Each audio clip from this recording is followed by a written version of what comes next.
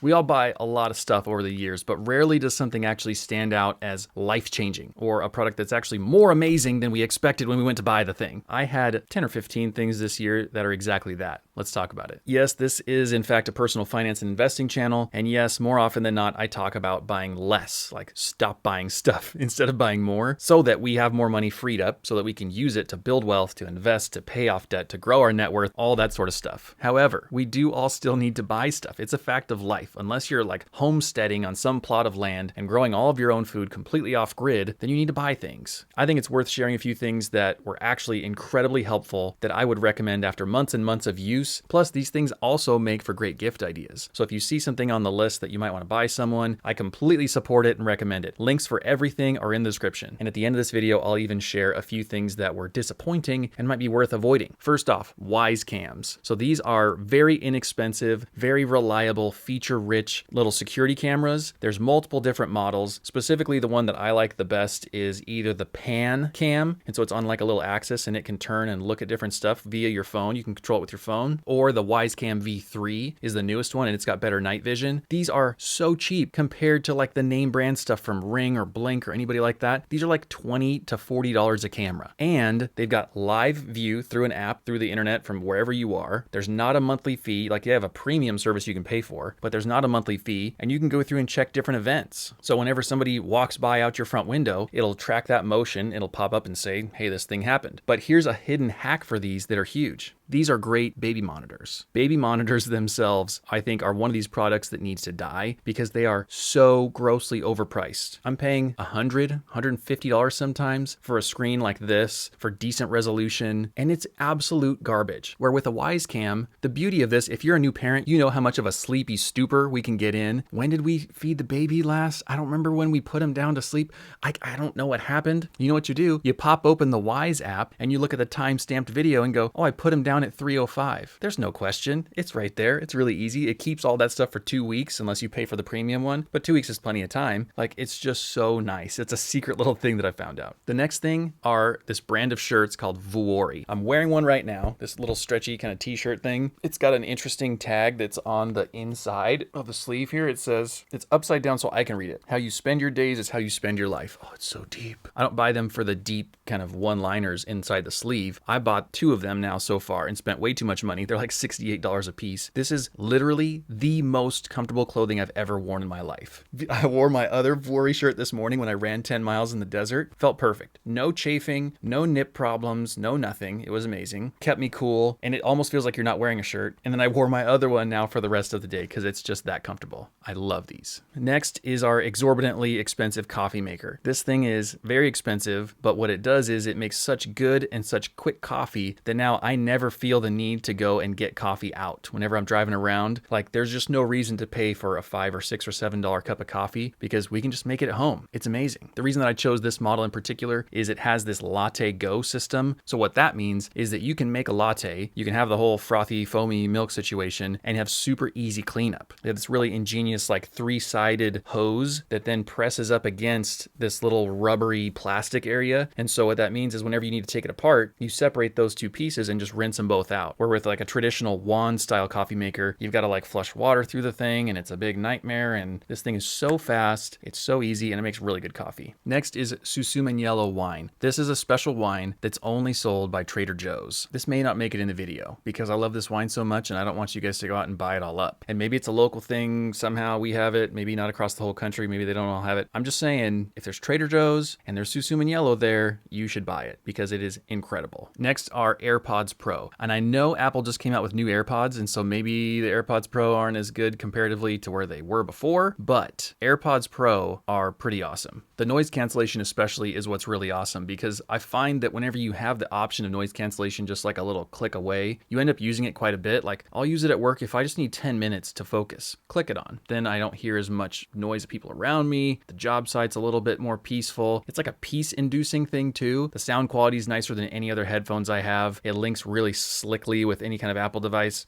I mean, they're awesome. They're awesome for a reason, and I see the value in the price tag. The next one is one for all you camera nerds out there, a Viltrox Viltrox f1.4 lens. So Viltrox isn't necessarily like the Rolls-Royce of lens makers. They're this very inexpensive third-party company. Now it does have autofocus, so it's not that cheap. It's not like a $50 lens, but as a comparable lens from like the actual name brand company, like I shoot with Fujifilm cameras. I'm shooting with a Fuji right now. If I was gonna buy a 23mm f1.4 lens from Fuji, that's like double the price of this Viltrox one. So the Viltrox ones can save you a ton of money over and above all the name brand stuff and still give you incredible image quality. Something that I learned, if anybody out there has a camera, or maybe you get gifted a camera for Christmas or something like that, it can be tempting to think that the camera's not that good, or that you're not that good of a photographer, or that something else is at play here, like maybe you need to buy a really expensive camera. Odds are you need faster and better glass. So if you want to invest in something like a nicer lens for somebody, and you know that they'd appreciate something like this, these don't break the bank. I actually just ordered my second one. So I have a 23mm, I just ordered a 33 also, and it should be coming in the middle of next week. So I'm excited about that. The next one is backyard concrete. Now I know that this isn't something I can link in the description, but it's something that has been a huge quality of life improvement for us in our own backyard. So I'll show you some kind of before and after pictures here. You can see that we used to have a small like patio area, a little bit of sidewalk, and then it was just our pool. And that was fine. Like I didn't have a problem with that really, but then we started imagining how we'd like to use this space and realized if we had something else that we could walk on, something hard and smooth and clean, then that would increase the amount of time that we'd want to spend out here. We could put a patio table out, we could have room for our kids to play. Like in Arizona, shade is a really big thing, so we could have an umbrella out there and use the shade of the house in some places. And people who lived here before had a lot of like rocks, like river rocks, and kind of not very nice quality pavers and little mismatched things here and there. And so we tore all that out. We paid a local concrete company to come and pour more concrete for us, and it has been, I think, the favorite thing we've done to this house. Well, raising the shower heads was nice. I'm 6'5". We needed to raise the shower heads. So it's raised shower heads, then backyard concrete as my list of 2 favorite things we've done in this house. It's huge. And it was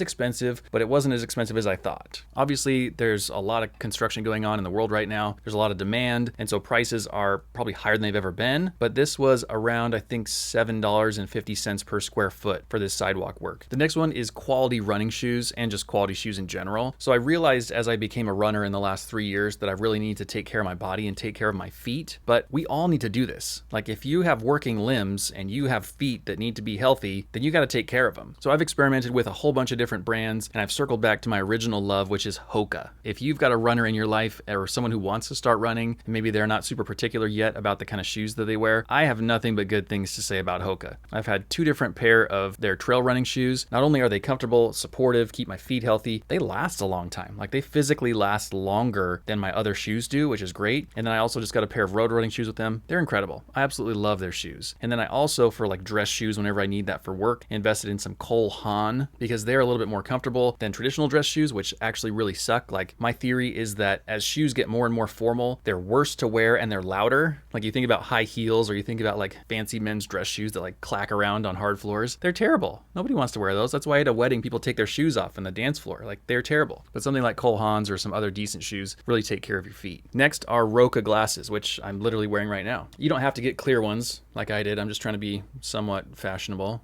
Some kind of cool dad, but I'm shocked at how light on my face they feel. So I have other glasses. I've worn glasses since I was in like 6th grade. I never thought about how heavy they all were until I got these. These are so light. They stay on your head so well in running or whatever else. Like they are absolutely exactly what the company promises. So I love them. If you do any kind of athletic stuff and you wear glasses, I can't recommend these enough. The next one seems kind of silly, but I promise you this is huge. If you have an iPad and it has an attachment for an Apple Pencil on it, so like an iPad Air, iPad Pro, something like that. The problem with the Apple Pencil is that it falls off really, really easily. And it was to the point where I was replacing the tip like every couple of weeks because I would just accidentally knock it off. Gentle enough, I was sure I was being careful and it wouldn't fall off. Totally fell off. And so I saw on Amazon this odd little thing. What this is something that sandwiches between your case. So you gotta have a case on to use this, for the record. It's a piece of metal that sandwiches between your case and the iPad itself. And all it does is get locked in on the shiny metal part, and then the top just slips around the Apple Pencil itself so that it can't move around and wiggle around and fall off. And so it's still easy to get in and out. It slips in and out. You just make sure the flat side's down so it charges. But this has been so much more impactful than I thought because I was having to always think about, am I losing the Apple Pencil? I did kind of lose it for a few days there, broke off a bunch of tips. Like it was just a mess to the point where I just took the Apple Pencil out and just left it at home, and I would never bring it anywhere because it was too much of a nightmare. I was like, I probably don't need it. I'll just leave it at home. But the point of having this whole thing is that you can use it. So you need to take it with you and use it. And this completely solved that problem. So this was like $15 on Amazon. Love it. The next one is Audible audiobooks. Now, I have made 2 different videos about how to read books for free, about how to use your library system and Overdrive or Libby. These are apps you can get for free on your phone. Check out books from the library, listen to them for free. You don't have to pay for expensive things like Audible to get access to audiobooks. I still love it, but I use Audible and Libby both now. And the reason is that our library doesn't have all the books that I want to read. So I went through Libby and I read a ton of the personal development books and business books and money books and popular fiction books. And I just like ran through the bestsellers and then kind of ran out. I can obviously keep reading older and older books, but a lot of the best ideas are kind of premium books that are Audible exclusives. And so I've resigned myself to the fact that I want Audible books. And so I'm paying for 1 credit per month so I can get in there and get the book that I really, really want. I find that it's worth it because a book condenses down months and years of work that someone else has done into something that takes you like a week to listen to, and then you get all that knowledge from them. So it's a really incredible thing to learn and to grow and to have fun. Next are Apple AirTags. We used other Bluetooth trackers for years and we thought that they were good. Didn't have any problems with them. The Apple AirTag has just kind of taken that to another level because it can actually lead you like foot by foot in the right direction down to where it takes you exactly to the AirTag itself. It's like an interactive little treasure map to lead you to your stuff, and I just love it. So we've used it a handful of times. I don't need to use it all the time, but the few times I've needed it, it's like, I have no idea where my stuff is. And we have people sleeping, like children, and I don't want to have some big loud alert going off saying, my keys are over here, my keys are over here, because I'll wake people up. So the beauty of this system is that the little arrow that goes up on your app can lead you to the keys without you having to make a bunch of sound happen. To me, that's a feature that's totally worth it. And they're not crazy expensive. Like they're the same price as any other Bluetooth tracker. Okay, let's just do 2 more. The next one is related to the running shoes thing, and that's quality socks. So maybe this is silly. Maybe it's the old man in me who's like really about socks, but I was sick of wearing this like ragtag assortment of old nasty cotton socks. A lot of times I work outside, sometimes I work inside, but it's like, can I get something that's a little bit nicer than either the thick cotton like Hanes sock or the really thin dress sock that has like no support and doesn't do anything for you? Like both of these are just weird ends of the spectrum. Like I've got a couple of nice pairs of running socks. Why can't all the socks feel like that? So of course that would be exorbitant to say I'm just going to buy all like really fancy running socks and wear those all the time. Plus they're crazy colors. So I don't want to do that. What I did instead was go to my local REI and just buy like the cheap REI brand hiking socks, which still aren't that cheap compared to like a big pack of socks, but these are so much nicer. My feet feel better at the end of the day. The socks breathe. I'm convinced that the socks last longer too because they're not like the cheapest material known to mankind, and I have not looked back. So it felt kind of silly to be like, I'm gonna go spend $100 on socks today and like throw out all these other socks, but replacing them has been a quality of life improvement for my feet, and it saves you a little bit of time in the morning because you go, oh, I just have all the same socks. Like there's no choice here. I don't have any kind of like decision fatigue to figure out what kind of socks I'd wear. The last one is actually an experience thing. So it's not something that you just buy on Amazon. It's an experiential thing. And that was going to LA to go to the Porsche Experience Center with my dad to go drive some awesome Porsches. This is nuts, guys. It's silly that Porsche will let you do this. All you have to have is a driver's license and to pay them some money, and they will throw you in whatever Porsche you want to drive. So we drove a 911 Turbo and a 911 GT3. Our little session with the instructor is 90 minutes. And I thought, okay, we'll probably have like an introduction. We'll go walk around. They'll show us how to use the cars. We'll drive around a little bit. We'll come back and talk about it some more and kind of go back and forth between talking and driving. No. We drove for 90 minutes. Like